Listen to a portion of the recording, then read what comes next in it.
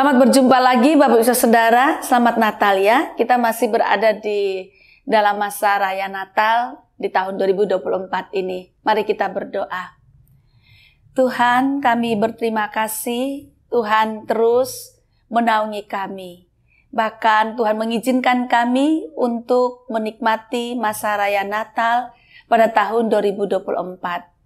Sungguh kami ingin firman Tuhan terus menjadi bagian dalam kehidupan kami, yang mengarahkan kehidupan kami. Terima kasih dalam nama Tuhan Yesus Kristus kami berdoa. Amin. Bapak Ibu, saya mengajak kita untuk kembali membaca dari Amsal pasal 30 ayat 7-8. Dua hal aku mohon kepadamu.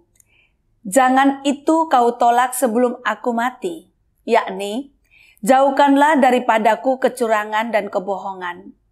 Jangan berikan kepadaku kemiskinan atau kekayaan. Biarkanlah aku menikmati makanan yang menjadi bagianku. Supaya kalau aku kenyang, aku tidak menyangkalmu dan berkata, siapa Tuhan itu? Atau kalau aku miskin, aku mencuri dan mencemarkan nama Allahku. Demikian jauh pembacaan firman Tuhan. Yang berbahagia adalah setiap kita mendengarkan firman Tuhan, memelihara serta melakukannya dalam kehidupan kita setiap hari. Bapak Ibu, ketika kita memasuki masa Advent, yaitu masa Advent ini masa di mana kita mengisinya dengan topik-topik seperti kita mengintrospeksi diri, kita kembali melihat diri kita, mengevaluasi diri kita, dalam rangka kita mempersiapkan diri menanti kedatangan Tuhan. Nah, tentu saja Advent saat ini atau sekarang ini yang kita lakukan itu bukan kita menantikan kedatangan Tuhan Yesus yang pertama kali, karena yang pertama kali kan sudah datang di dalam kelahiran Tuhan Yesus dan di dalam karya-karyanya selama Tuhan Yesus hidup sampai ia mati dan kemudian bangkit serta naik ke surga. Masa Advent yang sekarang kita jalani tiap tahun itu dalam rangka mempersiapkan kita untuk menyambut kedatangan Tuhan Yesus yang kedua kali. Nah, masa Advent ini berujung pada perayaan Natal. Kita menghayati kedatangan Tuhan yang pertama dan kita juga mempersiapkan diri untuk kedatangan Tuhan yang kedua kali. Nah, menurut saya ada banyak hal Bapak Ibu, dan di antara banyak hal itu bagaimana kita mempersiapkan diri untuk kedatangan Tuhan, juga ada dua hal yang ingin saya sampaikan menurut Amsal ini. Bagaimana kita menanti kedatangan Tuhan Yesus yang kedua kali yang kita tidak tahu kapan itu. Maka dari sekian banyak hal yang harus kita lakukan, dua hal yang akan saya ungkapkan ini adalah hal yang sangat baik dan menarik menurut saya.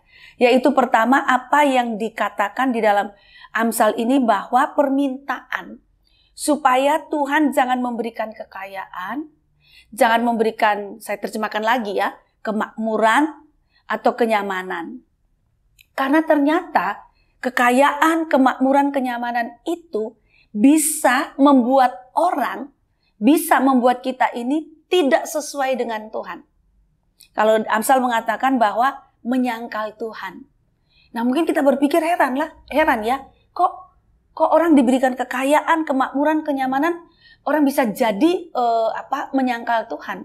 Kan udah hidup senang, kenapa mesti menyangkal Tuhan? Oh, banyak Bapak Ibu Saudara. Orang yang diberikan kekayaan, kemakmuran, kenyamanan, diberi kuasa, justru di saat menerima semua hal itu, Tuhan dikhianati. Tuhan disangkali. Seperti contoh, ketika orang mendapatkan kekayaan, kemakmuran, kenyamanan, kekuasaan, bukan setia pada Tuhan, bukannya setia melakukan apa yang Tuhan perintahkan, malah dia memakai semua itu untuk menyangkali Tuhan dengan cara tidak melakukan apa yang Tuhan perintahkan, yang bisa kita temukan di dalam firman Tuhan. Seperti pada waktu orang belum kaya, belum makmur, belum punya kekuasaan, bisa saja ia rendah hati, baik hati, punya rasa kasih dan empati kepada sesama. Tapi begitu punya kekayaan menjadi sombong, begitu makmur menjadi pongah, ya, begitu punya kekuatan dan kekuasaan malah berlaku semena-mena terhadap sesamanya. Kalau punya pistol, bisa saja pistol yang bermain. Begitu jengkel, marah, gak suka, langsung tembak. Itu banyak yang kayak begitu, Bapak Ibu Saudara. Makanya ini menarik ya. Amsal ini berdoa kepada Tuhan, jangan berikan saya kekayaan, kemakmuran, kenyamanan, supaya saya tidak menyangkal Tuhan. Begitu. Lalu yang kedua, juga jangan berikan kemiskinan, atau kekeringan, atau ketidaknyamanan. Itu terjemahan saya lanjutannya, Bapak Ibu. Kekeringan, ketidaknyamanan. Kemiskinan, kekeringan, ketidaknyamanan, kelemahan, itu ternyata bisa juga loh membuat orang tidak sesuai dengan Tuhan. Atau membuat orang tidak melakukan apa yang Tuhan mau. Kalau Amsal mengatakan mencuri dan mencemarkan nama Tuhan. Ya. Ketika orang dalam kesusahan, kemiskinan, kesulitan, kekeringan, ketidaknyamanan, orang bisa mencuri, mencemarkan nama Tuhan. Begitu. Artinya sama, melakukan apa yang tidak sesuai dengan yang Tuhan inginkan. Jadi ternyata dua hal ini kita perlu waspada ya, kaya dan miskin. Ya. Kekayaan,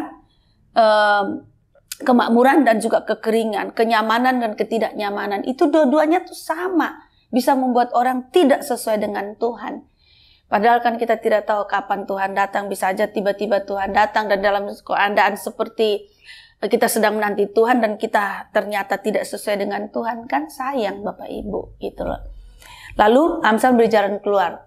Kalau tidak kaya dan tidak miskin lalu apa? Di sini dikatakan cukup. Tuhan berikan cukup. Kita makan apa yang menjadi bagian kita.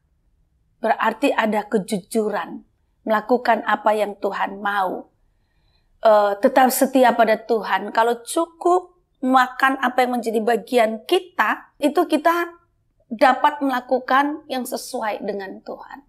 Firman Tuhan, yaitu kejujuran tadi. Tidak menyangkal Tuhan, tidak mengatakan siapa lu Tuhan, begitu. Seolah-olah dengan kemakmuran ini, dengan kekuatan sendiri. Padahal Tuhan yang kasih juga. Tapi ya itu. Begitu juga miskin, gitu ya, kesulitan, kekurangan. Jadi Bapak Ibu Saudara, mari tidak kaya, tidak miskin, cukup untuk diri kita, cukup juga untuk kita bisa berbagi dengan sesama, dan hidup kita adalah hidup yang jujur. Hidup yang menempatkan Tuhan di dalam poros kehidupan kita. Amin. Mari kita berdoa. Bapa,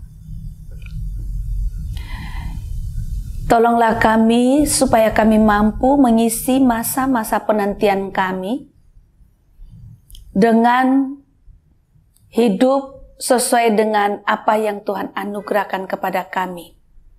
Cukup dengan apa yang Tuhan anugerahkan kepada kami. Kami makan dan kami pakai apa yang menjadi bagian kami.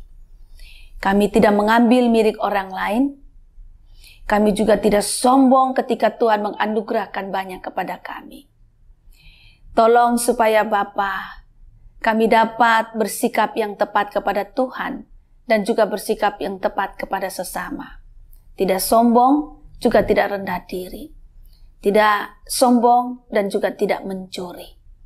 Terima kasih. Di dalam nama Tuhan Yesus kami berdoa. Amin.